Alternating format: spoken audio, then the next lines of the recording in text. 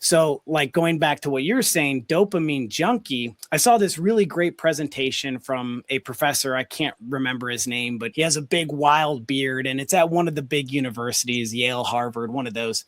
And he's talking about dopamine in chimps. And what they learned is that the dopamine is not the pleasure chemical, it's the chemical that's released when we see an opportunity. So if the dog has an opportunity, that's when the dopamine goes up, and then it drops when they get the actual reward. And there was a graph. So you can see the graph, there's this line, and then it shoots. So right here would be the opportunity. It goes up and over and then back down when they get what would be the opportunity for a chimp? Like they saw a banana fall from a tree and they could go get it? Yeah, it could be any sort of opportunity, I would imagine, right? And so with a dog, it could be if I trained a dog using a lot of food or toy rewards, because we often talk about classical conditioning, and classical conditioning, a lot of times people just see it as the conditioning that we use for our markers to predict rewards. But of course, dogs are being classically conditioned by lots of things. They're really good at pattern recognition.